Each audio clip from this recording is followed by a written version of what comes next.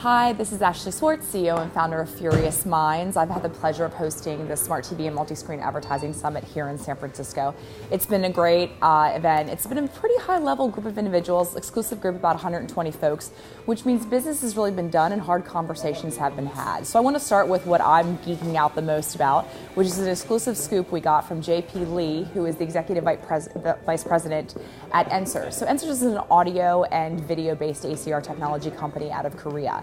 And as we know, sort of the dominant players in the OEM space are really a lot of the Korean guys, LG and Samsung specifically. And you know, there's sort of this enigmatic aspect to the Korean culture. Having served Samsung for a few years, I can tell you that business is done in a very specific and sort of formidable way. Ensors last year was a startup that was bought in a very large deal, dollar-wise, by KT, or Korea Telecom in Korea.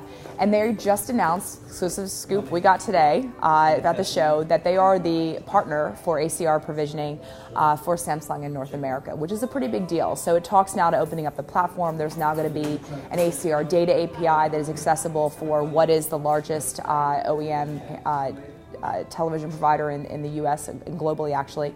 So that's an incredible tipping point and opportunity, I think, for the marketplace. Beyond that, sort of the conversations have been pretty unique. You know, we talked a lot about collaboration, specifically how the ecosystem and the value chain really needs to work more closely, and this kind of balance between scale and reach and innovation. You know, data, of course, has been top of mind and a big part of the conversation. And we spoke a lot about the fact that it is a fire hose right now, right? How do we integrate data to make more informed decisions in TV buying when really the toolkit and the talent maps of TV buyers hasn't changed? We need innovation in the arsenals and the dashboards for TV buying. And is TV actually going to be sold any differently? It's really a big question that we kind of dance around, right? So we talk about the ecosystem of television, premium video, and using things like eGRPs and OCR, but the reality is that TV buying isn't going to change regardless of whether or not TV is priced or valued differently, and there's more tools and data sets to inform the buying process, at least in the near future, in the next 5 years, based on what everybody's saying here as thought leaders.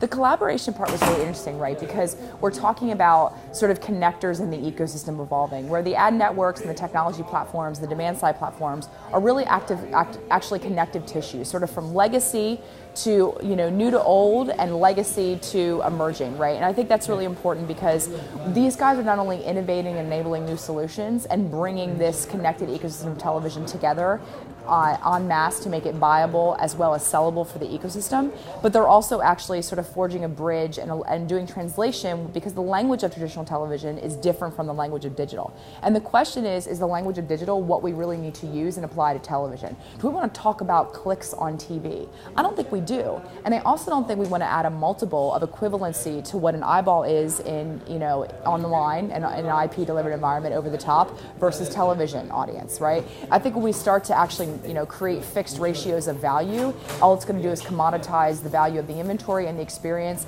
and even more muddy the waters as to what engagement is and ROI is for an advertiser. The other big thematic that is my personal interpretation is this contrast between buyable and sellable. Just because you got something that's good media and it's buyable, it doesn't mean that it can be easily or sold rather, can easily be bought and integrated into the standard ad ops processes and fit into the spreadsheet of media buyers. You got to make it easy for these guys, because the agencies are carrying a Herculean burden and task of changing and adapting and being able to ingest all this new information, this fire hose of data coming in, and they can only bear one cross at a time.